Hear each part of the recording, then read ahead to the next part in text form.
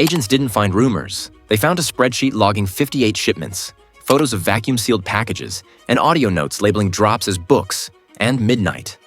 The campus wasn't a backdrop, it was a shield. In this video, we unpack the quarry base, the coded routes, and why evidence from 9 phones reframed a local arrest into a $3.8 million cash-moving enterprise across 3 states. You'll see exactly how investigators linked campus hallways to safe houses, and why the directive to keep the campus clean mattered more than any single seizure. Before we move on, please take a moment to subscribe to the channel and like the video. Why 4:19 a.m.? Because that's the window when the hallways are empty, the phones are idle, and the only lights on belong to custodial crews. More than 30 agents moved at once, and the first door wasn't in a warehouse district. It was on a quiet campus where no one expects an entry team before sunrise. The stack came from a joint unit, ICE and local police writing a common plan built off prior case files and synchronized warrants. They staged on parallel streets, cut external cameras, and held comms tight. A lead supervisor called time, and teams split across targets so no node had time to alert another. Campus security stood back as the primary stack took the stairwell. At the quarry site outside Minneapolis, another team keyed in on a prefab trailer at the edge, moving on a mirrored timeline. Campus life makes an easy alibi. Study groups, late shifts, deliveries at odd hours. It all blends into normal. Investigators said that's the point. Use the predictable to hide the irregular. The team treated the setting like any high-risk site. Controlled entry, clear commands, and quiet execution. Nobody grandstands. The first minutes are about safety and evidence preservation, not drama. They built a perimeter, knocked, announced, breached, and flowed room to room. Hands accounted for, bodies separated, and devices isolated. Laptops went dark. Wi-Fi cut. Agents slid 9 phones and a tablet into Faraday sleeves to block signals and wipes. A drawer held cash, $74,000 in stacks, and a wallet with altered IDs that pinged outstanding warrants. Bags, labels, and a small ledger sat near a printer with fresh toner. Standard practice favors pre-dawn service for a reason. Fewer bystanders, fewer variables, and a better chance to secure volatile data before a remote command erases it. Across town, the quarry warrant hit within minutes. Same playbook. Outer cordon, inner team, search order by priority. A portable generator hummed near a cargo bay door.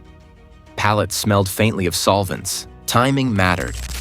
2 hits, same clock, to keep phones from warning phones. Are these just separate grabs or cogs in a single engine?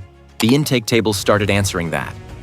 Names and numbers overlapped with open DEA case indices. Labels on currency bands matched prior seizures. The devices began to fill in the blanks, threads labeled with codes, spreadsheets with dates, and the case shifted from 2 addresses to a mapped enterprise. 1 folder with an alias sat on a seized laptop. Inside were 58 entries, each line paired with dates, initials, and short notes. How did that tie a dorm room to an abandoned quarry outside Minneapolis? The answer came from the first hours of device triage. Forensic techs imaged the drives, locked hashes, and ran targeted searches. Books and midnight hit again and again.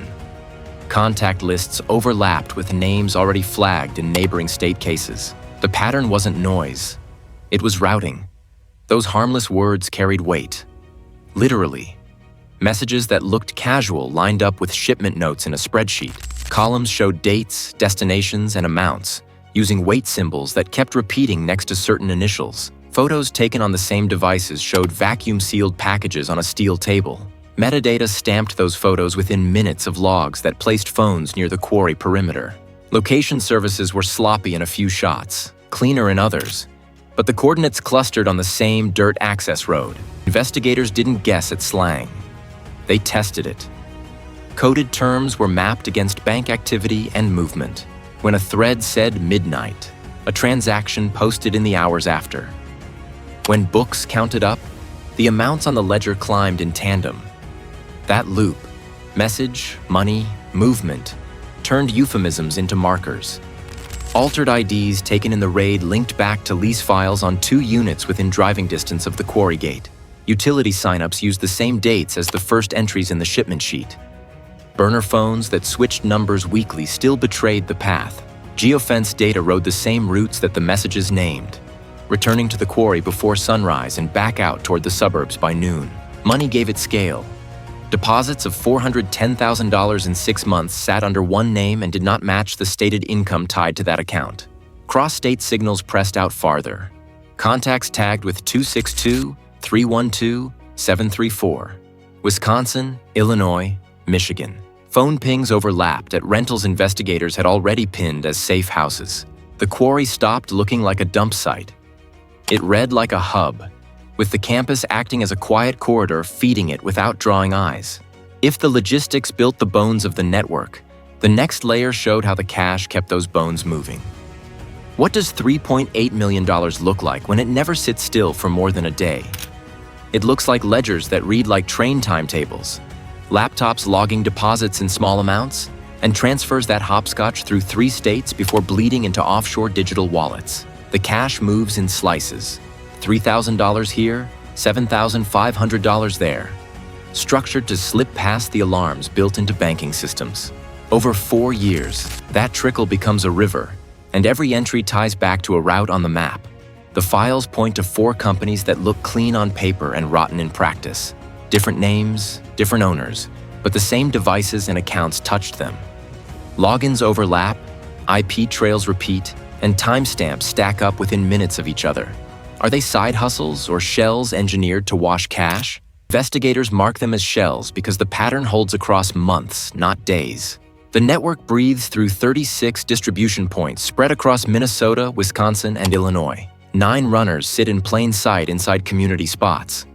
Grocery aisles, rec centers, and campus facilities where passing a bag or a note blends into normal traffic. Laundromats work because people come and go with bulky items and nobody counts the bags.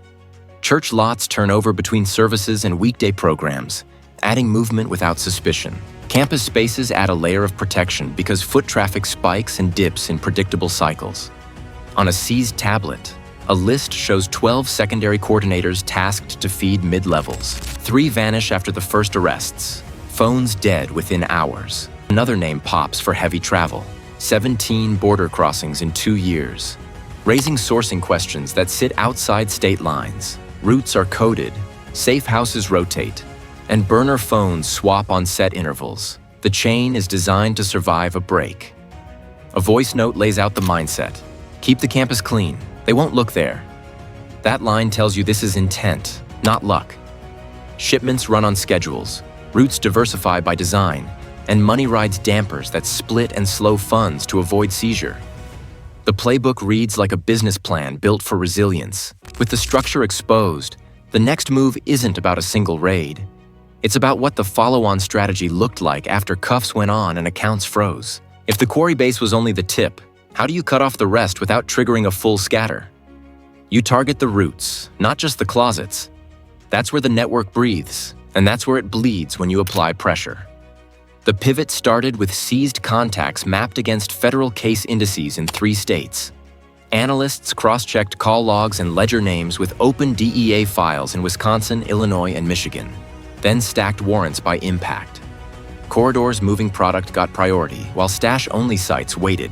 Teams assigned targets based on overlap scores, phones, bank trails, and shared safehouse utilities. The goal wasn't volume. It was the arteries. Then the noise hit. A public claim about a family member and agents drew headlines. While ICE pushed back and denied any record, tests formed. Campus leaders demanded clarity, and threats against personnel spiked online.